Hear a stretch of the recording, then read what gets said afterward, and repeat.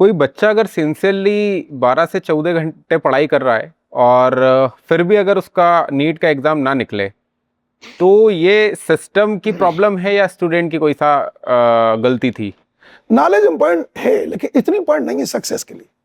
Success के लिए important है एप्लीकेशन ऑफ नॉलेज। एक डॉक्टर, उसने हर जगह पे गोल्ड मेडल हासिल किए, हर फाइनल ईयर तक उसने गोल्ड मेडल किए। एम्स दिल्ली से निकल कर आया, डॉक्टर बना बैठा हुआ, मरीज आया उसको बुखार चढ़ा हुआ, डॉक्टर को उसका बुखार उतारने के लिए दवा देना है।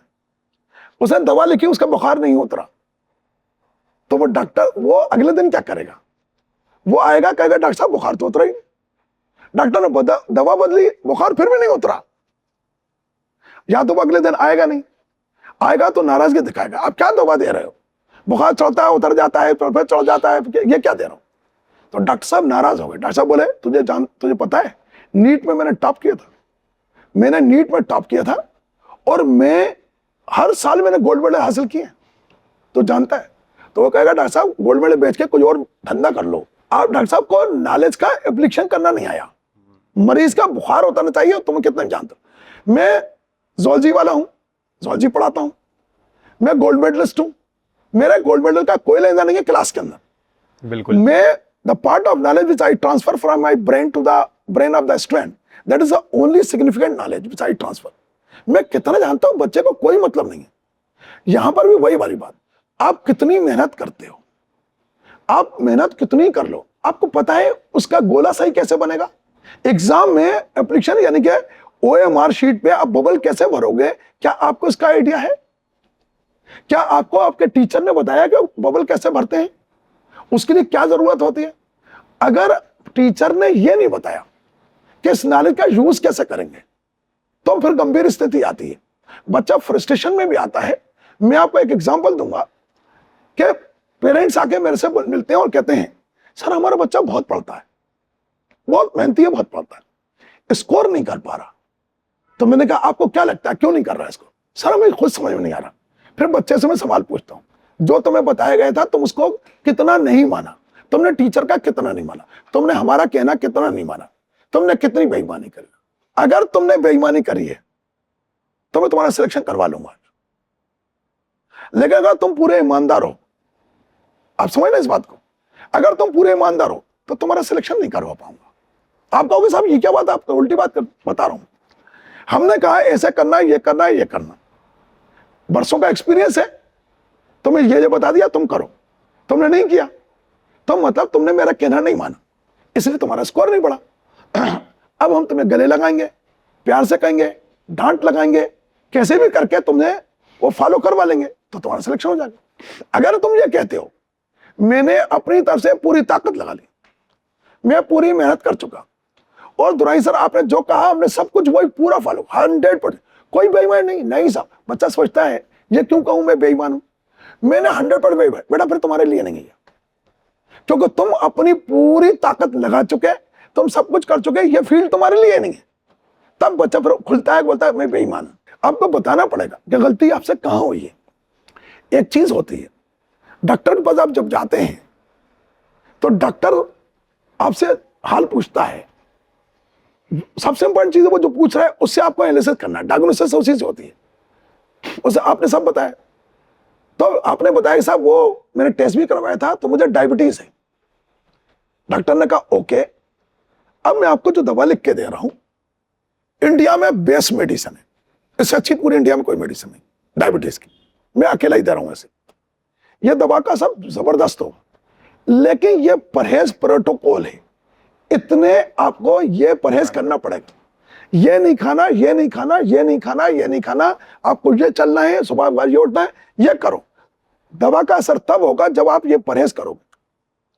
कुछ दिन बाद आके वो मुझसे बोलता है डॉक्टर साहब मेरी तो शुगर और बढ़ गई, अभी 120 थी अब तो 200 हो गई, आपकी दवा का मेरे ऊपर कोई असर नहीं हुआ, तुमने दवा खाई? हाँ साहब आप तो कह रहे थे सबसे अच्छी है, असर तो हुआ नहीं।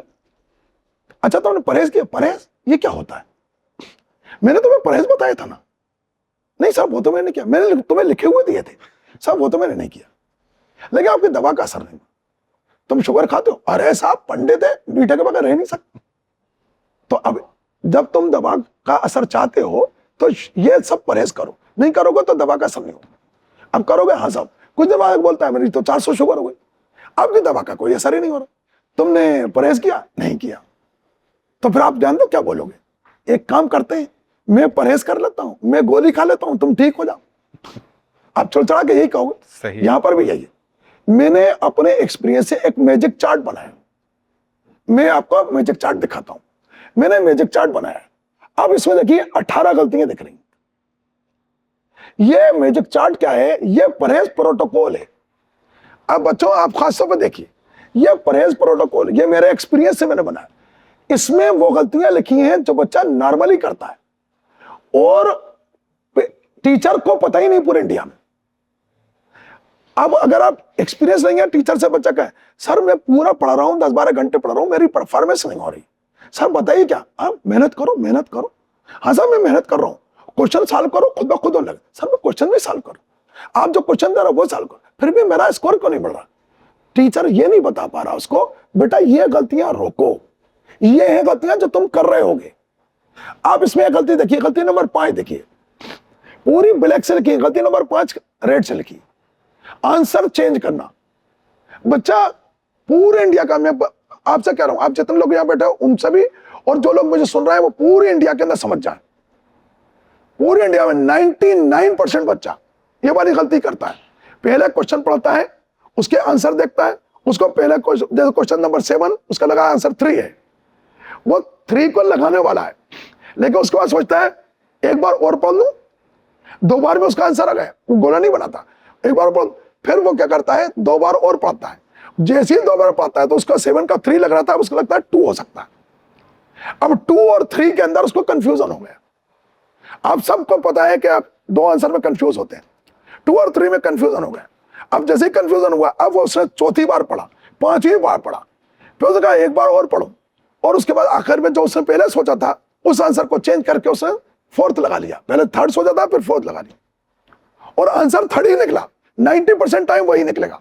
मैं आपको चैलेंज देता हूं पूरे इंडिया के बच्चों को, जो लोग सुन रहे हैं, आप चेक करके दे लेना, 90% टाइम आपका आंसर पहला वाला ही निकलेगा जो आपने लगाया। और इसलिए मैं मना करता हूं, देखो गलती नंबर 3 क्या लिखा है, आपने ज्यादा बार पढ़ लिया। बॉटनी सोल्जी में 2 बार ज्यादा क्वेश्चन नहीं पढ़ते, फिजिक्स केमिस्ट्री में 3 बार ज्यादा क्वेश्चन नहीं पढ़ते।